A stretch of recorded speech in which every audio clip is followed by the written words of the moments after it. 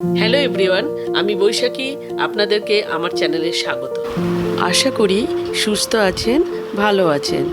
আজ আমি বানাতে চলেছি লাউ শাক দিয়ে একটা চচ্চড়ি রেসিপি। এটা খেতেও খুব দুর্দান্ত হয়। আমি এখানে লাউ শাকে যেসব সবজি ব্যবহার করেছি, পারলে আপনারা এর সাথে আরও অন্য সবজিও অ্যাড করতে পারেন। তাই আমি কিভাবে লাউ শাকের এই রেসিপিটা করি সেটা আপনাদের কাছে শেয়ার করলাম। গ্যাসে কড়াই বসিয়ে দিয়ে সর্ষে তেল দিয়ে দিয়েছি। এখানে 3 থেকে 4 চামচ আমি সর্ষে তেল ব্যবহার করেছি। তেলটা গরম হয়ে গেছে। এরপর আমি কিছুটা পরিমাণ বড়ি ভেজে নেব।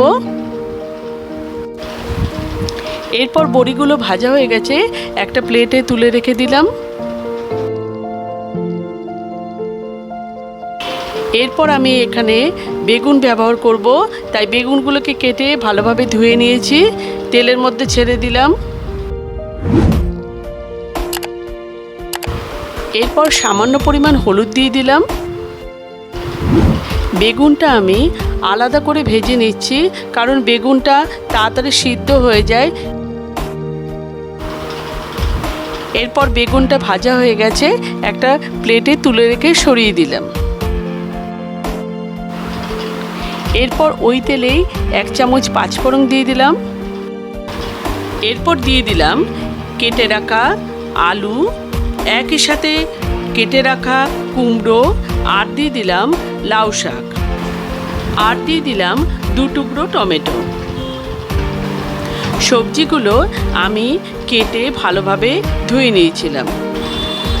এরপর দিয়ে দিলাম সামান্য পরিমাণ হলুদ। ভিডিওটা ভালো লাগলে একটা লাইক করে দেবেন, আর চ্যানেলটাকে সাবস্ক্রাইব করার জন্য অনুরোধ রইল। আর দিয়ে দিলাম স্বাদ মতো নুন। অল্প একটু নাড়াচাড়া করে 5 থেকে 7 মিনিটের জন্য আমি ঢাকা চাপা দিয়ে দিলাম। গ্যাসের ফ্লেমটা লো রাখতে হবে। বন্ধুরা, মাঝখানে আমি একটু নাড়াচাড়া করে দিয়েছিলাম।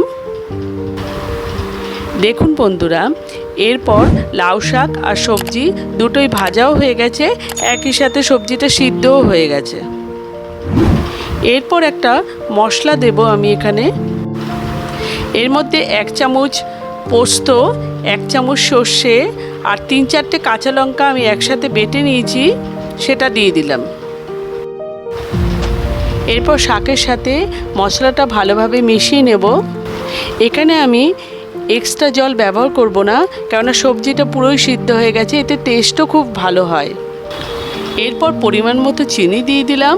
একটু মিষ্টি দেবেন, তাতে খেতে ভালো লাগবে। আবারও নাড়াচাড়া করে নিলাম।